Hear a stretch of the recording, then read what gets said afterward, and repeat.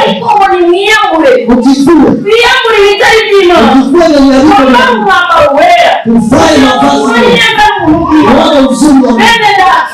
igihe ntabwo ari igihe cy'abaraza igihe ntabwo ari igihe cy'umukino igihe ntabwo ari igihe cy'umukino igihe cyo gushaka Imana ureke gushaka Imana kandi ni gushaka Imana isaka n'umureke ibyo isaka nsarura ari mu minsi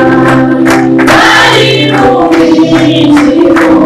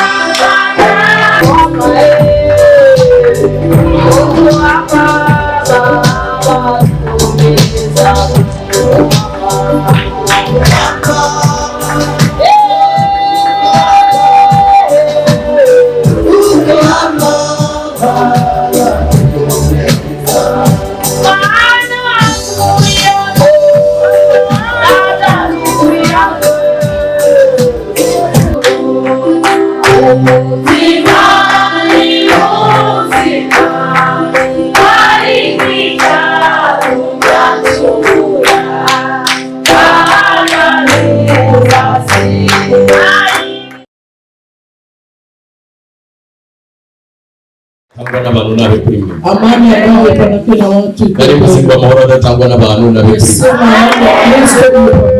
Amazina yanjye ni Irebere Pastor Nsanzumuhire Emmanuel. Jina yake Nsanzumuhire Emmanuel.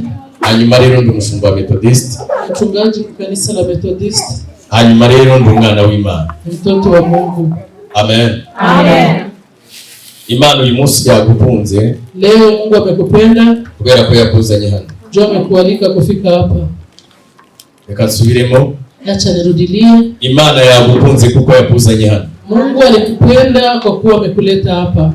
Imana yakuzanye mu rusengero. Wakati Mungu anakuleta kanisani, ujye utekereza ko hari abandi bari muri buwate. Kuwa natafakara kama wengine wako buwate. Ujye utekereza yuko hari abandi. Kuwa nawaza kama kuna wengine bari gukubitwa utuduhanga twose batumenaguriye mu nzira. Bako napika na hizi sura zote wamezi. Kubera ubusinzi. Juu ya ulevi. Amen. Amen. Ni utekereje icyo kintu warabayeho nkanjye zamurira Imana. Kama umewatia kile kitu rudishie Mungu utukufu. Haleluya. Amen. Haleluya. Amen. Wa mbere twaganiriye ijambo rikomeye. Siku ya kwanza tuliongelea neno ya nguvu. Twaganiriye amagambo akomeye. Tuliongelea maneno ya nguvu. N'ubundi niyo tugiye gucungurira. Je, nyata tutarutilia. Tugiye gusoma igitabo cya Yohana. Tutasoma kitabu cha Yohana. Igice cya 15. Sura ya 15. Tuanza kusoma duhereye 4. Tutaanzia kwa mstari wa 4. Sote tukisimama tukiheshimu neno la Mungu. Reka dusabe nimuvandimwe kuva kuri neno y'ijuru yahageze. Acha tusimame sote tuheshimu neno la Mungu kisha Mungu tujie nyuma atusomee. Kandi n'undi wamutanga nawe yakorera umugisha twasanga. Yohana igice cya 15 turagera ku murongo wa 4 hanyuma dusoze na 7. Mstari wa 4 hadi 7. Murakoze kubaha Imana. Oya n'undi wahageze yasoma fa wahabonye. Yes. Usoma mu izina rya Yesu. Amen.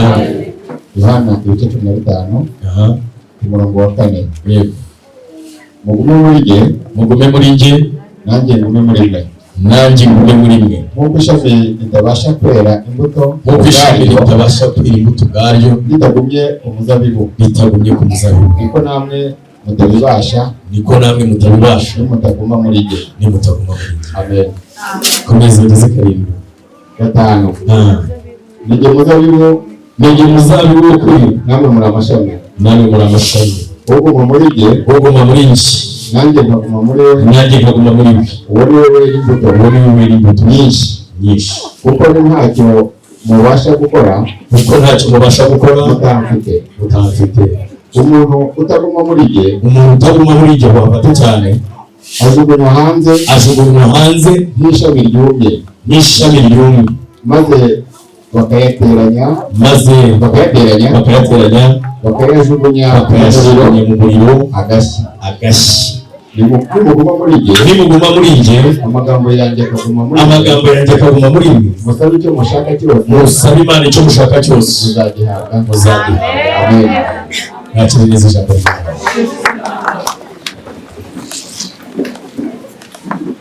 Nakira neza ijambo ry'Imana.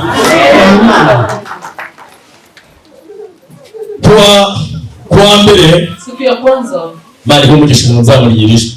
Haleluya. Amen. Kuwa mbere, siku ya kwanza, twize icyigisho kivuga ngo mbese muri ye system. tulijifunza somo ambayo inaitwa sema uko mu system. Twaravuze ngo amen. Amen. Umuntu wese uri muri iki gihugu cy'u Rwanda, Kila mtu yote mwenye iko mu nchi ya Rwanda, afite indangamuntu ye muri system y'u Rwanda. iko na identity yake mu system ya Rwanda. Twavuga ngo nta muntu n'umwe wabona icyiciri, tunasema hakuna hata mtu mmoja anaweza pata cha mituweli, hakuna mtu mwenye anaweza pata. Niyo waba muri Rama, atokwe murama, ntabwo bakuvura hawezi kutunza utari muri system. hauko mu system. Niko twize, Ndio vile tulijifunza. turangije turavuga ngo Kisha tukasema Imana yatanze muri yabwe, Mungu mwenyewe alipana ile akili, ntabwo we yabwiyimye. hakujiima ile akili. Turavuga ngo Tukasema hivi, Imana nayo Mungu naye abayikorera wale ambao wanamtumikia baba muri system yayo, wanakuweka mu system yake. abantu bakorera Imana Watu wanatumikia Mungu baba muri system ya Yesu. wanakuweka mu system ya Yesu. Iyo utari muri system ya Yesu, Wakati yako mu system ya Yesu, iyo upfukamye usenga, wakati unapiga magoti uko naomba, na ugaragara muri system ya Yesu, hauonekanake ile system ya Yesu. iyo niyo mpamvu ya mbere Ile ndio sababu ya kwanza ituma usenga inaweza tu unaomba ariko ntihari impinduka. na hakuna mabadilisho. Iya mbere Ya kwanza ntabwo uzwi muri system ya Yesu. haujulikane mu system ya Yesu. Iri jambo dusomye, Hii neno ambayo tumesoma, bavuze ngo Yesu niwe muzabibu w'ukuri, maandiko imesema Yesu ndio mzabibu wa kweli, hanyuma twebwe turi amashami. kisha na siye tuko matawi. Haleluya. Amen.